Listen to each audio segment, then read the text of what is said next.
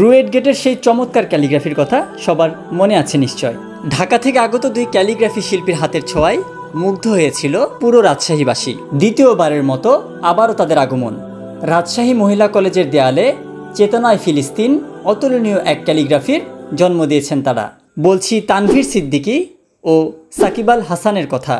তাদের দুইজনার 2 রাতের অক্লান্ত পরিশ্রমে অকল্পনীয় অতুলনীয় এক ক্যালিগ্রাফির সৃষ্টি হয়েছে রাজশাহীর মহিলা কলেজের দেয়ালে।